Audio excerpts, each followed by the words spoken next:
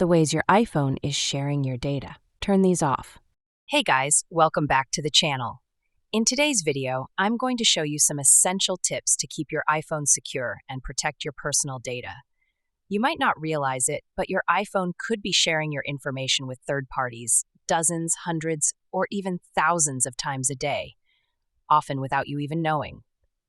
I'll walk you through how to take control of your privacy and stop your data from being shared unnecessarily. So make sure to watch this video all the way to the end, and let's get started. If you're using your iPhone throughout the day, you'd be surprised how often it's connecting to third-party servers and sending out your personal data. Data you might not want to share. The good news is, you can take control of this right in your settings. First, open the Settings app on your iPhone. Scroll down a bit, and you'll see an option called Privacy and Security. This is one of the most important tabs on your phone because it's where you can control what information your iPhone shares with third-party apps, advertisers, and even Apple itself. It's your first line of defense in protecting your privacy. Now, let's tap on Privacy and Security to dive into the settings. I'm going to walk you through some key features you'll definitely want to adjust to protect your data. The first one is Location Services, which you'll find at the top of the menu.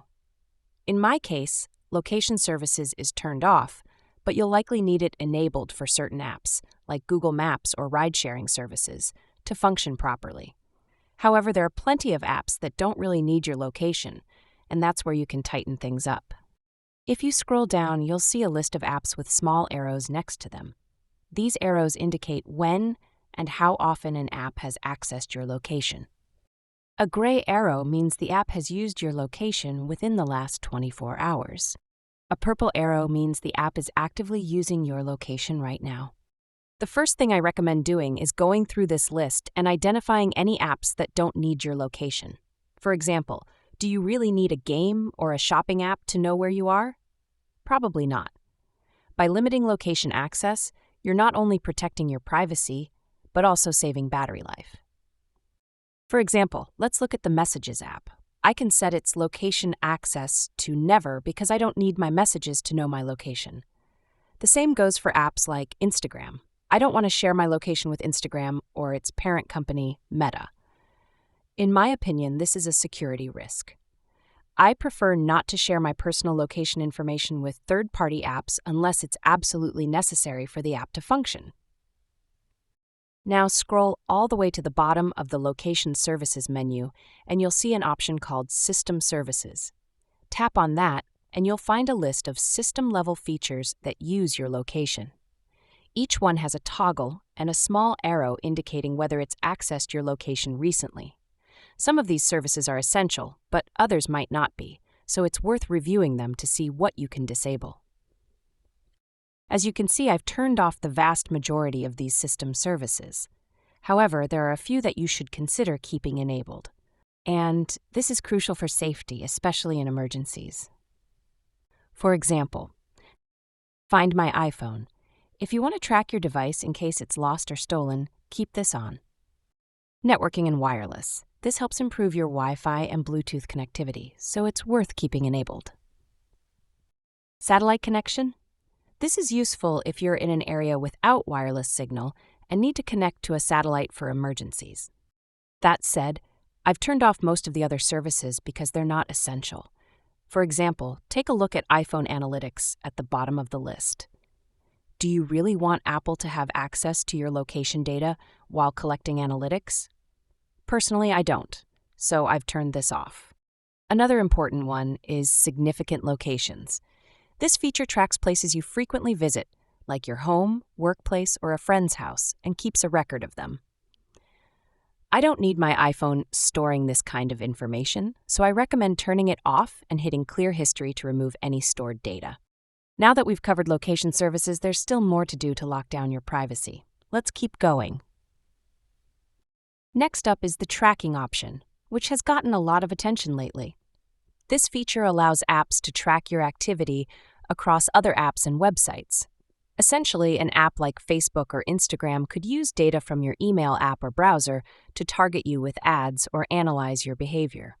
If you scroll down, you'll see a list of apps that have requested permission to track your activity. If you've enabled this in the past, I highly recommend turning it off. There's no good reason why one app needs to track what you're doing in another app, whether it's checking your email, browsing the web, or using social media. It's a major privacy concern, so I'd suggest leaving all of these toggles off.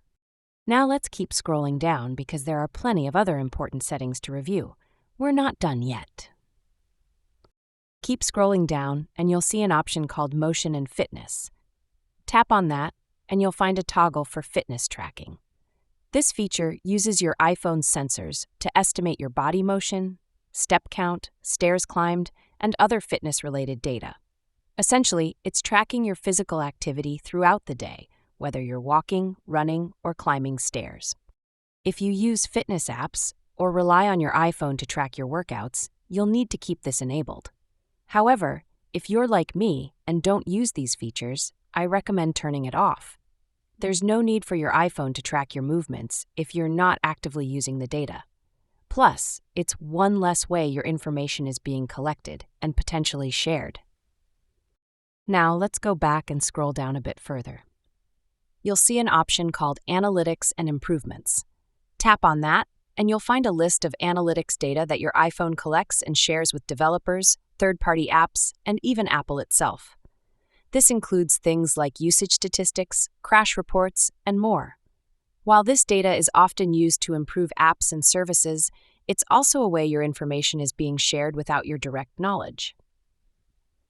Under Analytics and Improvements, you'll see options like iCloud Analytics, iPhone Analytics, and Share with Developers. There's also Share Siri and Dictation data, which means anything you say or dictate could be sent to Apple for analysis. While this data is often used to improve services and fix bugs, it's also a way your personal information is being shared. In my opinion, you don't need to share any of this data. It doesn't directly improve your experience on your iPhone, and it's not worth the privacy trade-off. Sure, sharing analytics might help Apple identify bugs or software issues, but I'd rather keep my information private. That's why I've turned off all of these analytics options. Now, let's go back to the main privacy and security menu. There's another important setting here called Apple Advertising. Tap on that, and you'll see an option for personalized ads. This allows Apple to track your behavior, what you search for, what you do, and even where you are, so they can serve you targeted ads. Essentially, Apple uses this data to sell advertising space to companies who want to reach users like you. If you value your privacy, I'd recommend turning this off. There's no need for Apple to track your activity just to show you ads. By disabling personalized ads, you're taking back control of your data and limiting how much information is shared with advertisers. For example, if you frequently visit a specific coffee shop or store, Apple could use that information to target you with ads from that business or similar ones. Essentially, your activity on your phone is being used to sell advertising space. Personally, I don't want my behavior tracked, just so companies can market to me more effectively. That's why I've turned off personalized ads. If you want to learn more about what this setting does, you can tap on View Targeted Ads to get a detailed explanation of how your data is used and what you're opting into or out of. It's always good to be informed about how your information is being handled. Now let's go back to the main privacy and security menu. There's another important feature here called App Privacy Report. Tap on that and you'll see a breakdown of which apps are accessing your data, including your camera, microphone, location, and more. This is a great way to monitor how your apps are behaving and identify any that might be overstepping their boundaries. Under Data and Sensor Access, tap on Show All to see a full list of apps and the specific permissions they've used. This page gives you a clear overview of which apps are accessing your data and how often. It's a powerful tool for staying in control of your privacy. You can tap on any app in this list to see more details. If you didn't intend for an app to access your location, or if you don't want it to in the future, you can go back to the Location Services settings and turn off its access. This report is essentially a log of which apps are using your phone's sensors, like your camera, microphone, contacts, or location. For instance, if I go into an app like Snapchat, I can see that it's been accessing my photos. If I didn't want Snapchat to have access to my photos or camera, I could go into its settings and revoke those permissions. This is especially useful if you notice an app using your camera or microphone without your knowledge or consent. You can always go back and deny access to specific services to protect your privacy. Now let's go back to the main app privacy report page.